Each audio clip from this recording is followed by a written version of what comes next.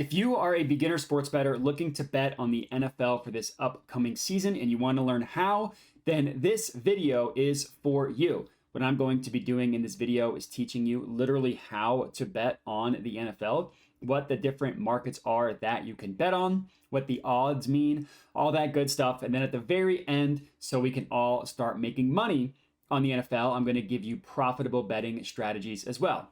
Betting on the NFL is fun. Making money doing so is even better.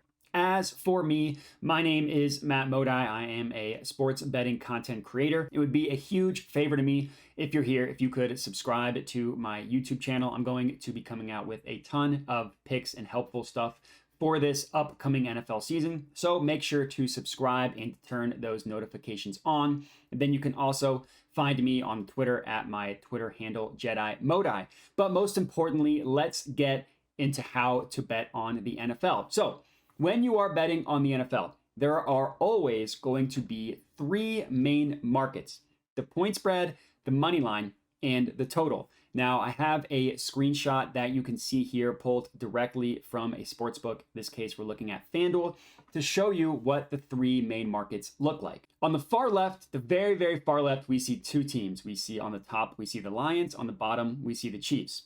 This doesn't really matter for betting, but the home team is always going to be on the bottom. So if you're ever unsure of who's going to be home or away, home team is always on the bottom. But when we see these three columns, the first one we see is spread. That is giving you the point spread. The number next to it is how many points a team is favored or the underdog by. So for the Chiefs, we see -6.5, and then we see the odds under that. For this case, for the Chiefs, they're at -115. On the Lions side, we see the +6.5 with the odds under that at -105. So one thing to keep in mind, the minus is always going to be the favorite in terms of the spread. Always, always, always. So -6.5 means that the Chiefs are 6.5 point favorites. That means if you are placing a spread bet, a point spread bet on the Chiefs, they would need to win by 7 or more points in order for you to win your spread bet. So when you're betting on the favorite, that is essentially how many points they need to quote unquote cover, how many points they need to win by. So if they win by 6 or more and you bet on the Chiefs, guess what? Even though they won, you still lost your bet. For the Lions, it's the same but opposite kind of. So the 6.5, the +6.5, that means they could either one of these ways would win your bet for the Lions, would qualify as a win. They could either win straight up, they upset the Chiefs on opening night, or they could lose by 6 or fewer points. If one of those things happen, then you would win your spread bet on the Lions. Again, at the odds you see under. So things to note about the spread: the bigger the number, the bigger the point spread, the bigger the favorite. So we see, again, the Chiefs are at -6.5. If a team is -3.5, that will mean the Chiefs are bigger favorites than that team. If there's a team that is a 9.5 point favorite, guess what? That would be a bigger favorite than the Chiefs. Next to the point spread, one over in the middle, is the money line bet, or as FanDuel just has money. Now, this is the easiest bet to conceptualize in sports. All you're doing when you're placing a money line bet is you are literally just betting on who is going to win the straight up. So with the point spread, you need to bet on how many points a team is going to win or lose by. For a money line bet, it literally just means you're betting on a team to win straight up. So it doesn't matter how or by how many points they win by, just matters that they win.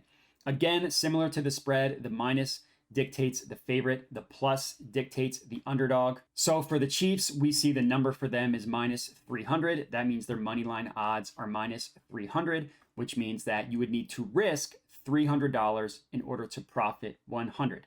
Another way to think about that is for every $100 you would like to profit, you would need to risk $300. So if you want to win $200, you need to risk $600. Then for the Lions, we see they are at +245. So the plus, that is how much you would profit if you risked $100. So for every $245 that you want to profit, you would need to risk $100. Similar to the point spread, the bigger the number, the bigger the favorite. Now, the last of the three main markets is going to be the total. That is on the far right. So when you're betting on the total, no longer are you betting on who's going to win or how many points a team is going to win by. Instead, you're betting on how many points are going to be scored in a game, and you are betting on the over or the under. So in this example, we see that the number is 54.5. So the over under in this case is 54.5.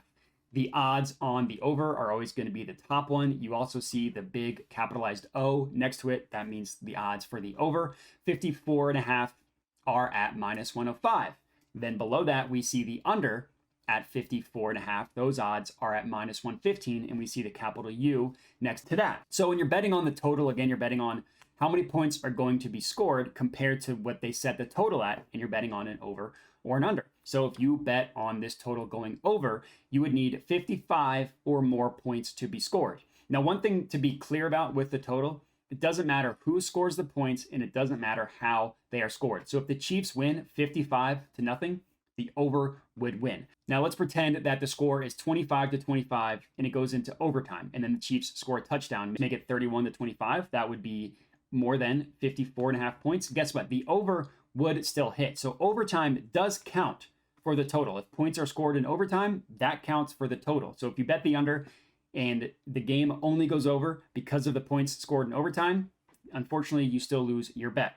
For the under, it's this again the same, but the opposite. If you bet under 54.5 points are scored, you need 54 or fewer points to be scored. So the Chiefs win 24-20. That covers your under bet. So for the total and the spread, you're betting on who's going to win. For the total, you're just betting on how many points are going to be scored. And that's it for the three main markets. Those are always going to be available to you to bet. And those are also going to be the most common bets: the point spread, the money line, and the total. After main markets, there are markets that are called alternate markets. Now, these markets, again, alternate, are similar to the total, in which you're not really betting on who's going to win straight up. They're just different types of alternate markets. There are tons of different examples. Some of the most common ones are team totals. So a team total, you're just betting on how many points over or under a specific team is going to score. So if you're not confident about the game itself, but you are confident in one individual team, you could do a team total. Then there are also alternate markets like first half totals and spreads. So if you really like a team to get out to a hot start, and you're not sure if they're going to sustain that hot start, bet them in the first half. Same thing with the total. You could bet over under points scored in the first half. You can do the same thing for the first quarter. So if you like a team to get out to a really hot start in the first quarter, you can bet that. You can also bet on who scores the first touchdown, the first points of the game. These are common alternate markets.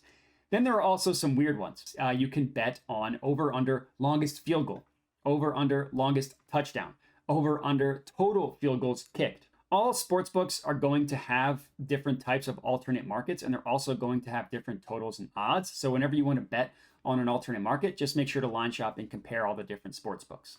Now, after main markets and alternate markets, there are player props, which has exploded in popularity, probably because of the explosion in fantasy football. But when it comes to player props, essentially the rule is if there's a counting stat in the NFL, you could probably bet on it.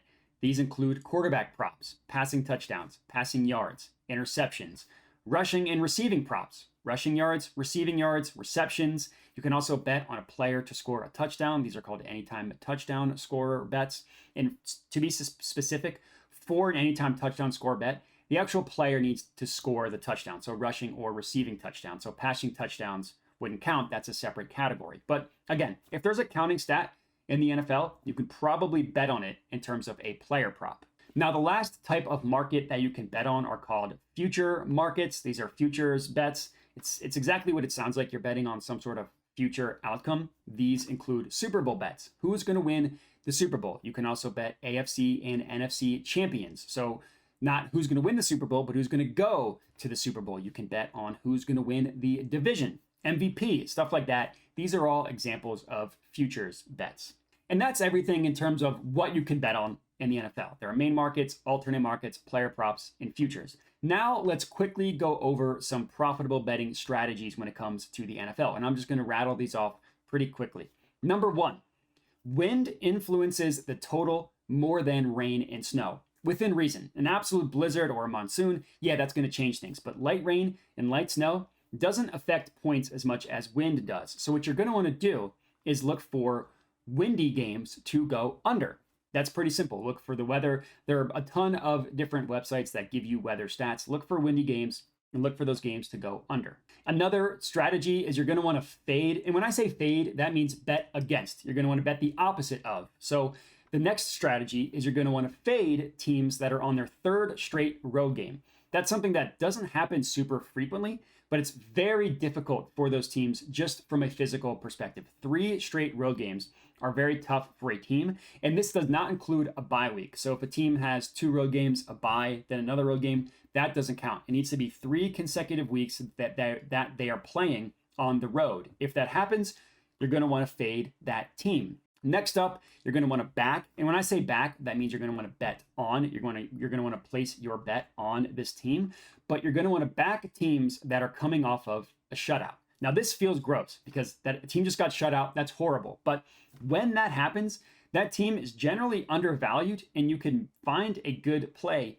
backing that team after a shutout. Because they were so bad the week before, everybody's going to want to bet the opposite of them. And because of that, value is created backing them, which is very similar to this next trend, which is primetime games. We're talking Monday night, Sunday night, Thursday night. Those games generally trend to go under whatever their total is set at. The reason for this is because those games obviously are the most watched games on average of the season, which means that the general public bets this game to go over. You watching a game, you're going to want points to be scored. You're going to want to bet the over to root for points. When that happens, generally total becomes a little bit too inflated. It gets higher than it should be, which means that there's now value on the under, which is never fun, but that is kind of the way it is. But as always, and this is the very last thing, you're going to want to A, line shop, find the best odds. Don't just blindly bet based on these strategies. Make sure that there's some sort of value there. And B, this is the most important one. You're going to want to bet responsibly. Don't bet amounts of money that make you uncomfortable.